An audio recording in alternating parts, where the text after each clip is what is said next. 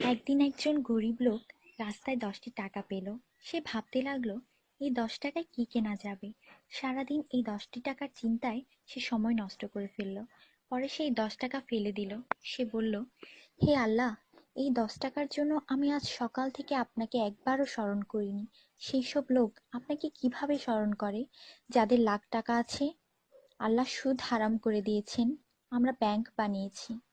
আল্লাহ জীবনকে সীমিত করেছেন, আমরা ঘড়ি বানিয়েছি। আল্লাহ পর্দার হুকুম দিয়েছেন, আমরা টিভি, ডিভিডি, ডিশ দিয়ে বেহায়ামি সর্বসাধারণের জন্য করে দিয়েছি। আল্লাহ বলেন, কোরআনে তোমাদের সফলতা, আমরা অক্সফোর্ডের বইকে সফলতা বানিয়ে নিয়েছি। আল্লাহ মিথ্যা বলা নিষেধ করেছেন, আর আমরা এপ্রিল ফুল পালন করা শুরু করে দিয়েছি। আল্লাহ বৃদ্ধ বয়সে মা বাবার সেবা করতে বলেছেন, আমরা বৃদ্ধাশ্রম বানিয়ে ফেলেছি। আজ মুসলমান এই জন্য দুশ্চিন্তায় যে যাকে খুশি করার তাকেই তো রাগিয়ে ফেলেছি। দয়া করে সবাইকে ফরওয়ার্ড করুন, কারণ নেকির দাওয়াত দেওয়ায় নেকিকারীর সমান সওয়াব পাওয়া যায়। একটু ভাবুন, আজান যখন হয় তখন টিভির ভলিউম কমানো হয়, কিন্তু নজর টিভিতেই থাকে। আর মনে মনে বলি, আজান যাতে তাড়াতাড়ি শেষ হয়। এতেই কি আজানের মর্ম? আপনি নিজে আপনার মনকে প্রশ্ন করুন।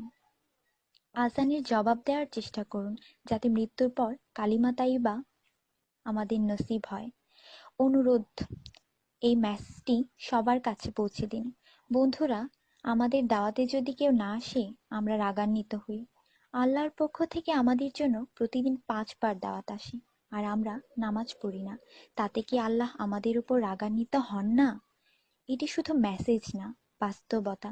দয়া করে নামাজ আদায় করুন এবং অন্যকেও উৎসাহিত করুন। যিনি এই মেসেজ পড়েন তাদের উপর আল্লাহ আরও রহমত দিন, এবং যিনি এই মেসেজ ফরওয়ার্ড করেন তার ভালো ইচ্ছা আল্লাহ পূরণ করুন এবং হিদায়াত করুন। নামাজের চিন্তা করুন, ব্যালেন্সের না। আজান শুনে উঠুন রিংটোনের মতো। কোরআন মনোযোগ দিয়ে পড়ুন, এসএমএস পড়বার মতো।